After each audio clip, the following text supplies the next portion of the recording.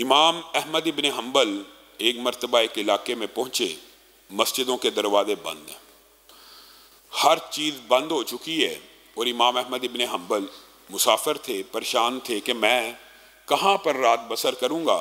तो ज़ाहिर है इम्मा का, उलमा का जो तर्ज अमल है वो मसाजिद के साथ होता है। तो एक जामे मस्जिद गए, उसका दरवाज़ा भी बंद, तो उसके सामने ही अपना बिस्तर डाल लिया कि चलो फजर के वक़्त खुलेगी तो मैं मस्जिद में दाखिल हो जाऊँगा, अभी बंद हो गया, अभी उठाना मुनासिब नहीं, वादे देना। इसी असना में वहाँ से एक नान भाई, रोटियाँ लगाने वाला, नान लगाने वाला गुजरा।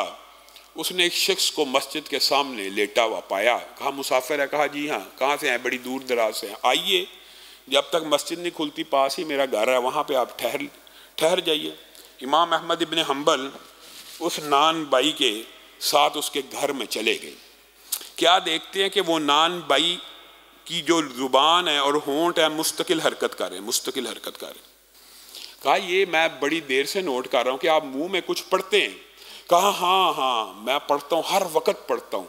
कहा क्या पढ़ते हो? कहा मैं अस्तगफिरुल्लाह पढ़ता हूँ, अस्तगफिरुल्लाह पढ़ता हूँ, अस्तगफिरुल्लाह पढ़ता हूँ। अच्छा, ये अस्तगफिरुल्लाह आप पढ़ते हैं तो इसके आपने क्या नताइज देखे हैं? क्या कभी कोई नताइज बरामद हुए हैं?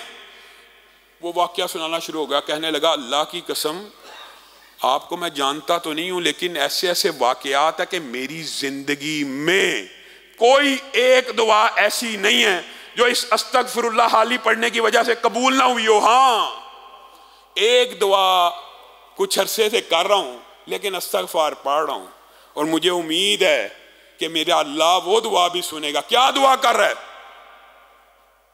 कहा जमीन की पुश्त के ऊपर इस वक्त हदीस का सबसे बड़ा आलम इमाम अहमद इब्न हम्बल है।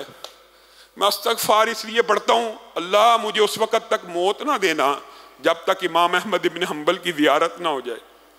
इमाम अहमद इब्न हम्बल रोना शुरू हो गए। कहा ए नान भाई, अब मैं अपने सफर के ऊपर अगर गौर करूं, मेरा इरादा भी ना था, मैं चला, मुझे समझ ना आई मैं कहां पहुंचा, तेरी अस्तगफार ने मुझे कान से पकड़ के तेरे इस घर में पेश कर दिया। मैं ही इमाम अहमद इब्न हम्बल हूं। अस्तगफिरुल्लाह को आपने कितना मामूली जाना। फकुल तुस्तगफिरू रब्बकुम इन्नहु काना गफ्फारा युरसिलिस समा अलैकुम मिदरारा व युमदिदकुम बिअमवाल व बनीन व यजअल लकुम जन्नात व यजअल लकुम अनहारा। तौबा तुम कर लो, अस्तगफार तुम कर लो, रिज़्क मैं रब तुम्हें दूंगा। सिर्फ रिज़्क नहीं दूंगा, बागात भी बनाऊंगा, महल्लात भी बनाऊंगा। और तुम्हारा रब सिर्फ इन दो को नहीं बनाएगा बल्कि इनको डेकोरेट करने के लिए नहरें भी मैं ही चालू करूंगा, फवारे भी मैं ही लगाऊंगा।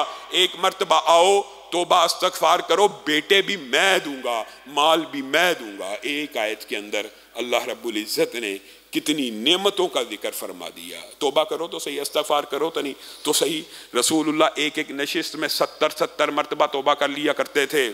हाँ, तौबा से मुराद अस्तगफिरुल्लाह अस्तगफिरुल्लाह कहना 70-70 मरतबा। मैं और आप एक मिनट में चाहे 100 मरतबा कर सकते हैं, करते नहीं है। हमें क्या करना चाहिए?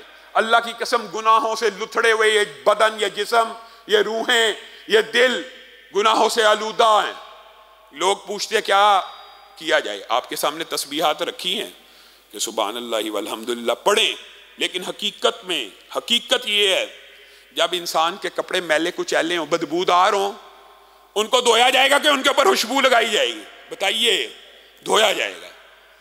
ये जो अस्तगफार और तस्बीह और जिक्र में फर्क है वो ये है कि इंसान का जिस्म आलूदा और गंदा है, इसको पहले सरफ और साबन के साथ धोना के सीधा खुशबू लगा देनी है।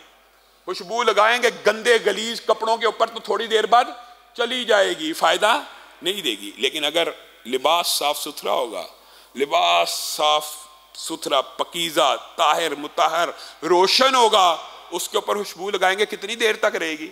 लंबा अरसा चलेगी। तो पहले अस्तगफिरुल्लाह करके, अस्तगफार करके अपने बदन को, अपनी रूह को, अपने दिलों को गुनाहों से पाक साफ तो कर लीजिए।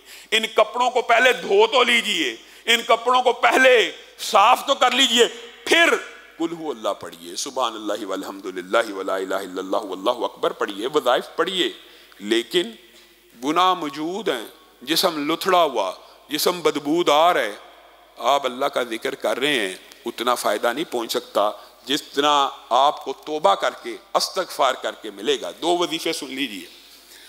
अस्तगफिरुल्लाह अल्लज़ी ला इलाहा इल्ला हुवल हय्युल क़य्यूम व अतूबु इलैहि, ये हज़रत अबू बकर को भी बताया और दीगर सहाबा को भी बताया कि ये वजीफ़ा ऐसा है, अगर कोई बंदा सिर्फ 1 मरतबा पढ़ेगा, अगर वो मैदान जिहाद से भी भागा होगा, 1 दफ़ा पढ़ने से अल्लाह ताला उसका ये गुनाह भी माफ़ कर देंगे।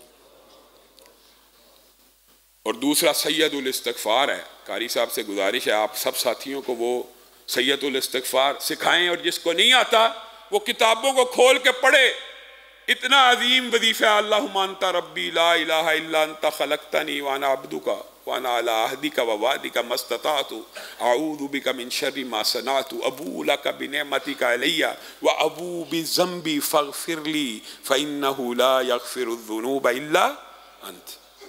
ये याद करें, ये अकेला वजीफा, अकेला रसूलुल्लाह सल्लल्लाहु अलैहि वसल्लम ने कहा अकेला वजीफा जिसने सुबह पढ़ा शाम तक मर गया जन्नत में दाखिल हो गया, शाम को पढ़ा सुबह तक मर गया जन्नत में दाखिल हो गया। ये 2 वजीफों को अपनी जिंदगी में जारी और सारी कीजिए।